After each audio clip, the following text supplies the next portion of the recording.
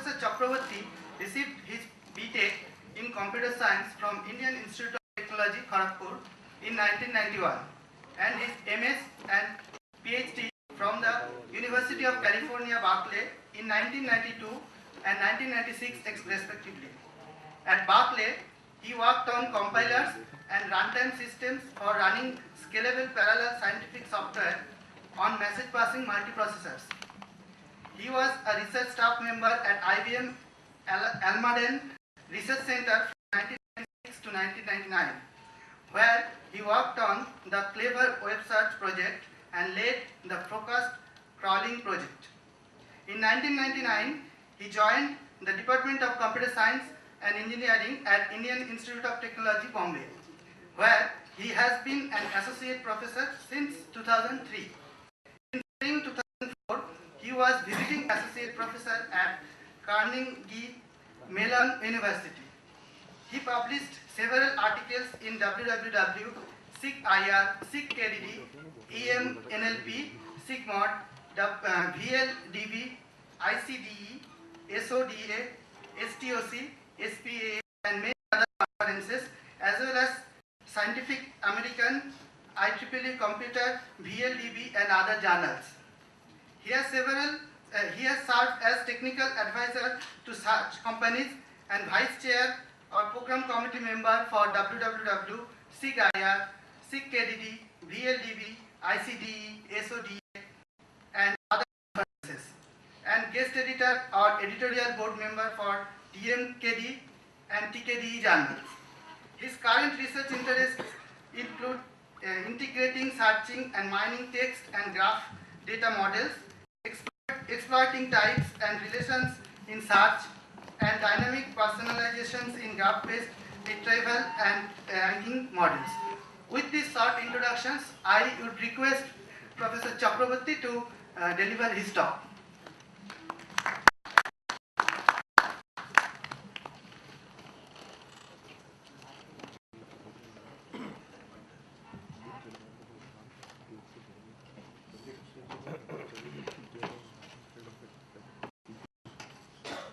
Hello, good morning. Can you hear me perfectly at the back? Yes, sir. So today I'm going to talk about the application of machine learning in web search. This is work with a large number of people, more specifically my researchers at IIT Bombay. So I think it's fair to say that within the broad area of computer science, perhaps the biggest impact on our lives in the last 15 years has happened because of the internet, the web, search engines, e-commerce, and social media. This has led to the rapid rise of some of the largest and most accomplished companies on earth, companies which not only make a lot of money, but they are in a position to threaten businesses and governments. But more interestingly, if you want to work in or around such companies, you have to draw heavily from data structures, algorithms, databases, probability and statistics, machine learning, parallel computing, economics and game theory, social science, you name it. Whatever works. We are not picky about what techniques we study or use. We use whatever works at the moment. So before we get started, a quick history of the web. Which started, I would say, as early as 1970 when Arthur C. Clarke made this prophetic prediction that satellites would bring the accumulated knowledge of the world to your fingertips using the console combining the functionality of the photocopier, telephone, television, and small computer, allowing data transfer and video conferencing around the globe. In a world where there are perhaps 5 real mainframe computers, to come up with this prophecy is quite amazing. It was 20 years before Tim Berners-Lee and company built the first prototype of a web browser and a web network at CERN in Geneva. And in 1992, the Mosaic web browser was developed in the University of Illinois. How many of us are ancient enough to have used Mosaic? Show of hands. The old, yeah. So then in 1994, Netscape and Yahoo were founded. Netscape was sort of a continuation of Mosaic at that time. And then Yahoo was founded to catalog the web's resources into topic directories. Around that time, so on the left, you see a timeline on the more worldly commercial scale. On the right-hand side, there's a somewhat otherworldly sort of technical prowess that was being developed behind the scenes. So first, there was the infrastructure of the web, the networking, the protocols for data exchange and so on. Of course, each of this kept evolving forward in time. And then around 1993 or so, people started thinking about crawling in earnest because the number of websites had reached stupendous proportions, like maybe 10 websites or 15, and the web graph had as many as 30,000 pages. So people are starting to crawl things and index them. In 1995, Alta Vista was launched by its parent company, Digital Equipment Corporation. So DEC used to make workstations, and they're among the pioneers of extending 32-bit PC architectures to 64-bit. And in fact, the first showcase for what is a 64-bit computer was the Alta Vista search engine. So for them, at that point, hardware mattered more than the application, but then they spun off Alta Vista as a search engine in its own right. By 1995, it was clear that techniques for ranking documents which have been used in information retrieval for the last 20 plus years was no longer all that usable for the web corpus.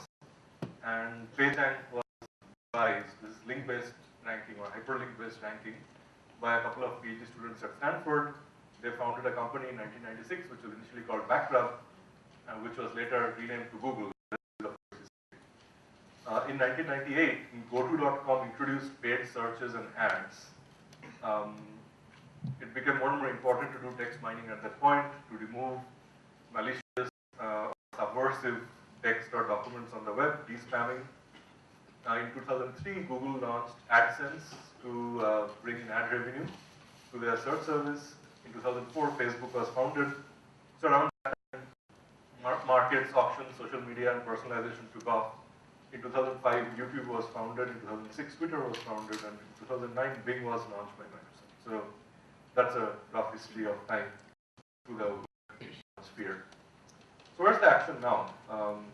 So one of my hosts here, Mandar Mitra, was actually very academically close to Amit Singhal at Cornell, who was J.D. Sorkin's last student. He worked on information retrieval, and then he joined Google around the turn of the millennium. And in 2012, he made a press release where he said that over the next few months, Google will also present more facts and direct answers to queries. If you go to the Google search engine today and you type in a query like Albert Einstein, you're not going to only get those 10 blue links that Google always gives you, but you're also going to see a side panel coming from Wikipedia and other collected structured information about Albert Einstein, other people close to him or semantically close to him. And sometimes you'll see a bar at the top. If you ask about a movie, you might get the stars in the movie along the top. So that is done not by purely unstructured search in a corpus of web documents, but also pre-processing the web into very structured, precise databases, which are then used to answer your queries in multiple ways. The so-called organic 10 blue links, and also the structured responses from what they call is the knowledge graph. So what's the knowledge graph? It's a database containing hundreds of millions, this is 2012, must have grown since, of entities. And entities may be things like people, places, and things, which Google has amassed in the past years. So Google's catchphrase for this used to be things, not strings. And Yahoo earlier had a phrase, web of objects. So instead of the web of pages with strings, let's look for the web of objects with connections between them and try to exploit them for better websites. So why is this essential? So search engines have come a long way in the last 10 to 15 years in ranking pages. And I do a whole semester course on how to do ranking of documents, and a similar information retrieval course must be running here. But even after all that work, certain classes of queries remain extremely challenging for web search engines. I'll categorize some of them under the following headings. In one, we are trying to do what in English you would call a select project query. Suppose you're interested in the price of Octaron motherboards that have at least 2 PCI Express nodes. If you had to write this as a SQL query running off a relational database, if you knew the schema, this is trivial. But the web as a corpus doesn't have a schema. Even worse, there is no web query language. All you are allowed to enter into a search engine's text box is unstructured text. So in some sense that's worse, because the document is long, the document has a lot of circumstantial evidence which you can use to decide structured information emerging in parts of the document. But the query is very short. The query is barely 2 to 3 words long, maybe growing to 4 to 5 words, but it's still very short to be able to successfully extract semantic structure in queries of this form. So I'm looking for opera and motherboards. How do I specify that there is a category of objects which is opera and motherboards? That's impossible to do. Or you want to join. So you want to find artists who got Oscars for both acting and directing. So you can say, let A be an artist. You cannot even start expressing the second query to a search engine. Or you want to do some research on the web.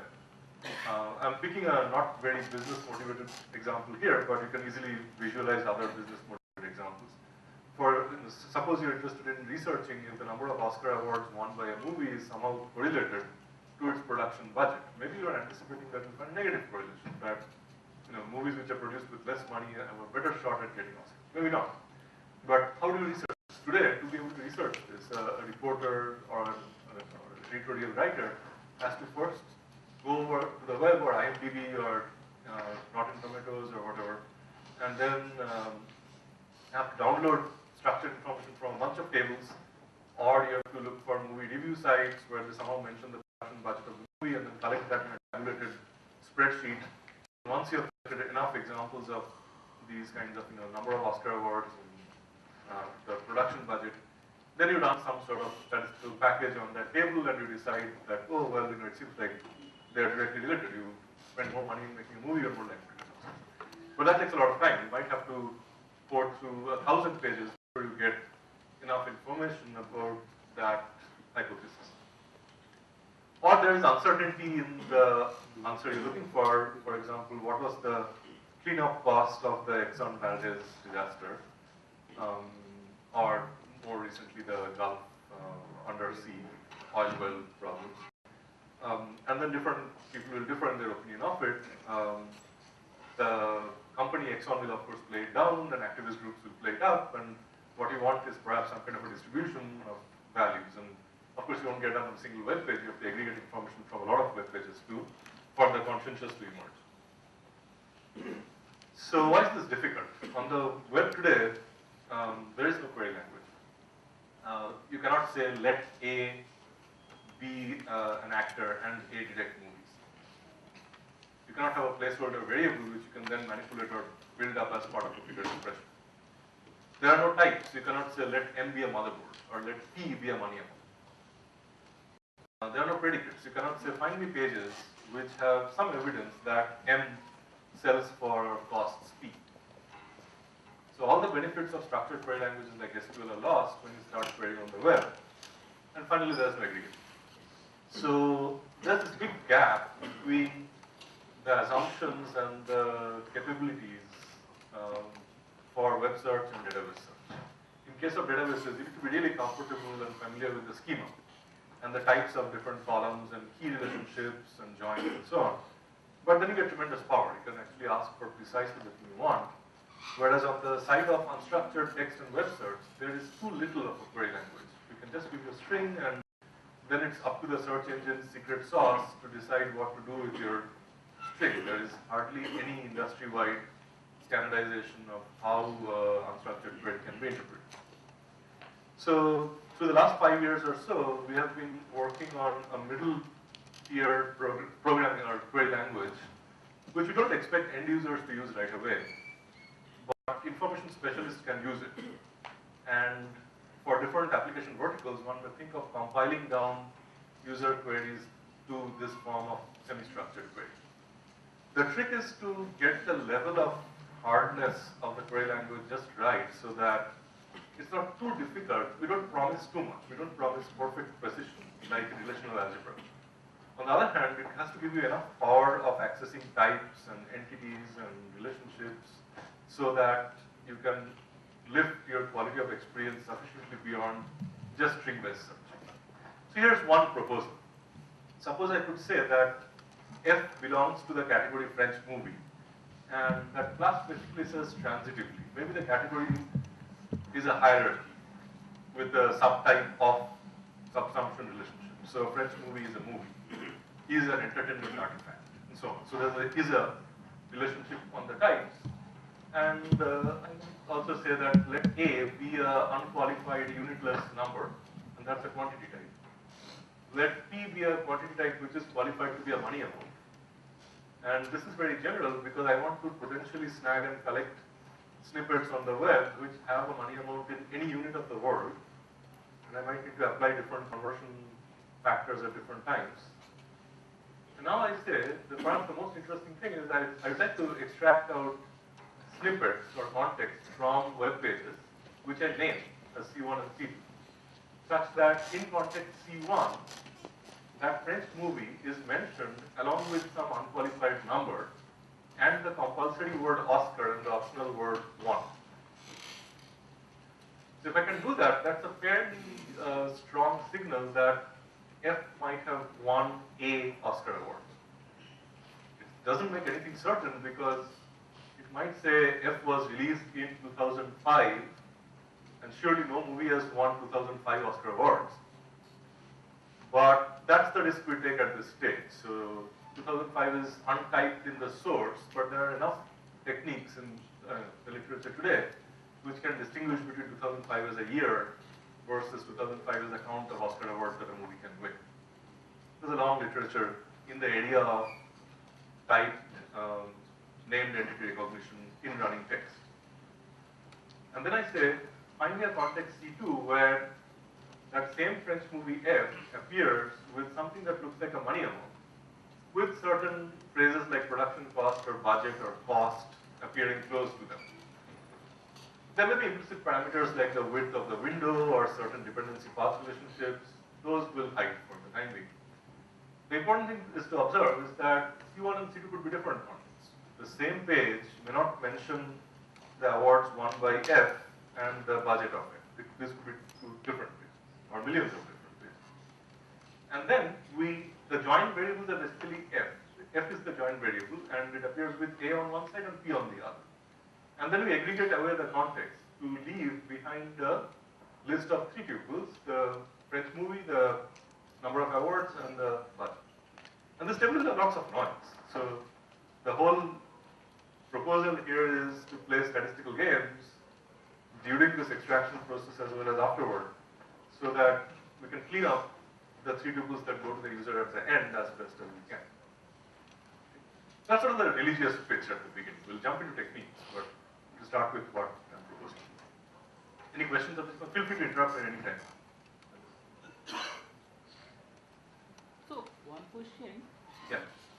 So how will the user know what are the, so you have a rich type system, right? Or for example, this category French movie, but for a so as you said that it needs some expert to know all this. For example, in a programming language or something, you have this kind of or a first order logic, you have this kind of thing. But in a web search context, it will be a daunting task for users to know the complete set of like for example collections to search or what kind of operators I should apply. So how will you? I mean, will there be a like it will be like suggested the way Google does that these categories or something? Right. So suggestion interface is something we have in mind, but that's an excellent question. In part, you are looking forward to the last 30 minutes of the talk. So we have some techniques to look at unstructured web queries as they come along to a search engine in the wild, and then try to infer the target type that the user has in mind without asking the user for a structured representation of the target type. So these things can be done. And then I'll review some work from Microsoft which recognizes named entities in the query with the kind of activity you're planning around that entity. So all these are now possible thanks to techniques that others we have developed. Of course, that translation is noisy, and we're just starting to get into the pretty hot field of query interpretation, where the user is not very cooperative, the user does not know in detail about the type schema that you have. The user is still using natural language, actually something worse than natural language, something I call telegraphic web queries. So telegrams are expensive, you pay by the word. So searching the web is similar, so you don't want to work hard and type out a whole sentence to a web search engine because we have been conditioned that way. We haven't found web search engines to so far use whole sentences with good grammatical structure very well. So we have forgotten how to write whole sentences. So if you type telegraphic queries, it becomes harder to extract your target type and target relationships from the query. but techniques are starting to emerge, so I'll talk about that.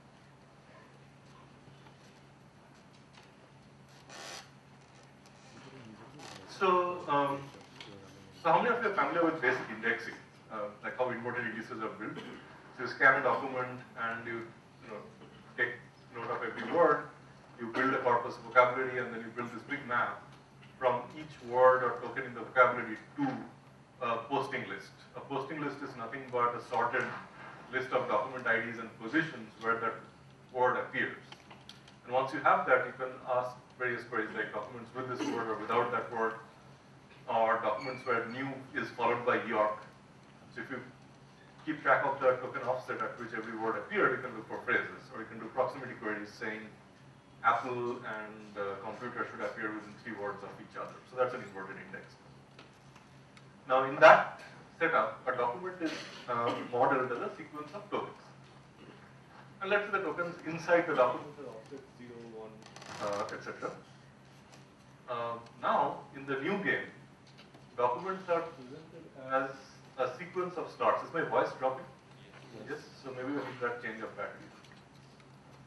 I think if I'm close enough to the microphone, it's working. So we'll look at a document as a sequence of slots, which is just positions.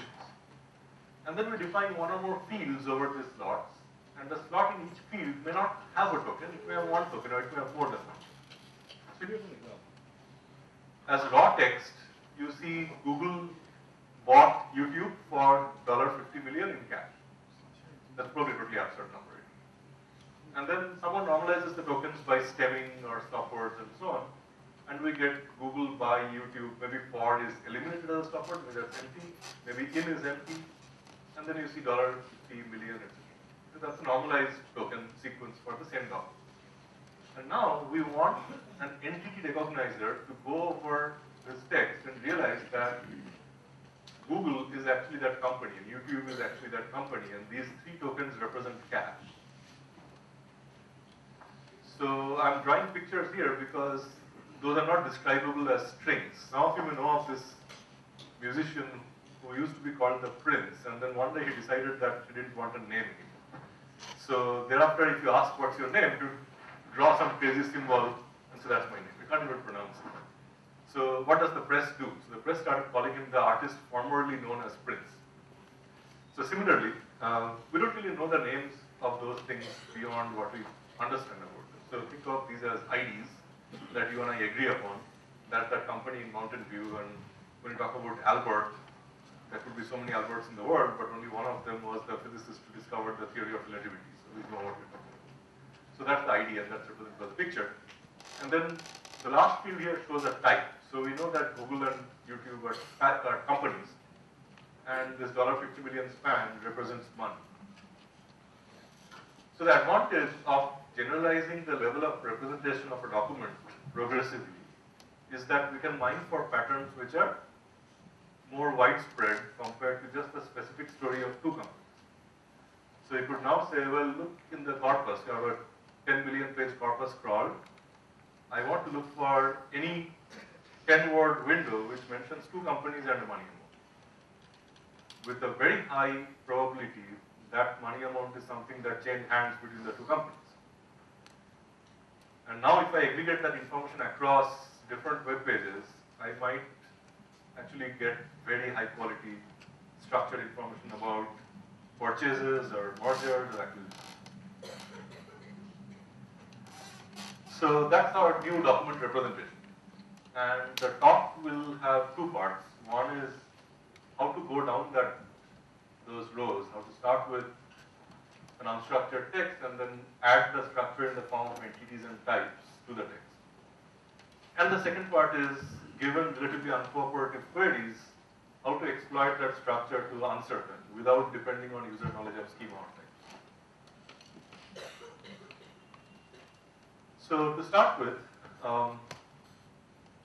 we will think of the data artifact that we are processing as a combination of a catalog and a corpus. So this is what a catalog looks like for the purpose of our talk. The catalog has a type hierarchy. Things like person, scientist, physicist, or device, string, instrument. And this type hierarchy is linked up, it's a DAG, say, for example, is linked up under edges which represent subtype of. So, physicist is a subtype of scientist. Everyone who is a physicist is also a scientist. And then at the edge of this DAG, there will be instances.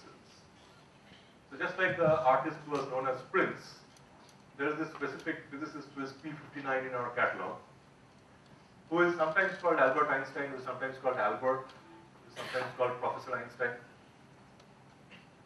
And then there is this stringed instrument called M11, which is ID M11, whose string names in the text could be violin or fiddle. There's a certain city in New York State, which is sometimes called the Big Apple, it's sometimes called New York, it's sometimes called New York. So in general, there is this many-to-many relationship between instances and what I call lemmas, which are descriptions of the instances which appear as text. And that's many-to-many because there are many John Smiths in the world. You see one John Smith here that links up to thousands of John Smiths. But a single entity may be known as multiple strings as well. So that's a many-to-many relationship. And this catalog is forever a work in progress. So there's been a lot of effort to structure human knowledge into dictionaries and thesauri and linked open data, Wikipedia, Freebase, DBpedia. We can describe many of them offline. But the problem is that they're never complete. To feature in Wikipedia, you have to be relatively well accomplished and famous. Freebase may be a little less selective, but it's never complete. You'd never know enough schema to understand the world in structured terms. That's been a holy grail of natural language processing and AI for 50 years. And therefore, there are many so-called tail queries. So people think of the query log to standard search engine as some kind of a brontosaurus with a head, a torso, and a tail. And head queries are typically easy to deal with because they're very few in number, and there's a lot of convergence in people's behavior patterns after they ask a head query. If head query is Air India flight delays, a lot of people asked about that. But if you're, you might have a tail query which has something very specific, like I'm looking for a 1965 yellow Volkswagen Beetle with certain specific properties. So very few people ask them. So, however, although each such query is very rare, the collective mass of tail queries is huge. As a rough rule of thumb, a typical commercial web search engine gets a number of queries per month. About half of them appear only once. So the tail is collectively very huge. And for those tail queries, it's impossible to infer the answer from just the catalog, because the catalog is simply not very complete. The catalog is always work in progress. Therefore, we need to also hang on to the corpus. The corpus is, by now, sort of the accumulated collection of human knowledge. By any account, the web graph is infinite, technically. And by any account, you can easily crawl 1 billion or 2 billion interestingly different pages from it. And that's a huge amount of information. So you might find pages in the corpus which say young Albert's affair with music began with violin lessons in Munich at the age of 5. And that by itself is just text. We don't know who this Albert was or what violin means. But with a little bit of work, such as I'll describe in this talk, we should be able to link this up. We should be able to figure out that this Albert is none other than the scientist Albert Einstein. And this violin is actually M11. In fact, this example isn't quite right. If I said fiddle, this is an actual web page. The fiddle also is a verb, which means to fumble around with something, whereas fiddle as a violin is a noun. So if you can do that disambiguation, we can find an association between a scientist and a musical instrument. Or we find, here are 2 videos of the amazing physicist Richard Feynman tearing it up on the bongos. That's my corpus. And these annotation links are all important. It establishes some partial structure between a very organized view of the world and a very unorganized view of the world. And once I put this together, I can actually answer much more powerful queries than just probing the knowledge base of the catalog to give you structure now. So here are some applications, apart from just the search mode. So if I ask, which scientist played some musical instrument? I think this is giving up the ghost. So, okay. If you interpret the query as a literal query of words and try to match that in old information retrieval sense, you would be looking for the word scientist in a page. And that's risky because a page which talks about young Albert's violin lessons may not talk about him being a scientist. Or even worse is that if I say some musical instrument, the word may not have musical, the page, the response page may not have musical instrument in it. It just says young Albert played the violin. So I need to implicitly expand. That's this curious situation of I need to look this way, okay, anyway, I need to speak this way. So I need to expand out musical instrument to all possible musical instruments of the world implicitly. I don't want to do that explicitly. And then try to catch snippets which mention some instance of a scientist with some instance of a musical instrument. And you don't want to do that with all queries. So this particular query has this trigger somewhere. A human would understand that an answer page will only have an instance of physicist and instance of musical instrument. I'm not looking for a literal match in the response. So those are types. And to recognize that this query is actually color-coded, some of the words like played may be literals in the page, and some of the words may not be literally in the page. That takes work. So I call that telegraphic web query. So this is natural language. To any two people conversing in language that they use proficiently, the above query is unambiguous. Whereas here, that's ambiguous. So scientists played it. I have no idea what are you really looking for. That's a telegraphic web query. So more examples would be like typical driving time between Mountain View and Los Gatos. So Mountain View and Los Gatos are two towns in the Bay Area in California. And then what I'm looking for is a temporal duration time. And things like typical and driving and between are additional selective words. Some of them are more important than others. Typical and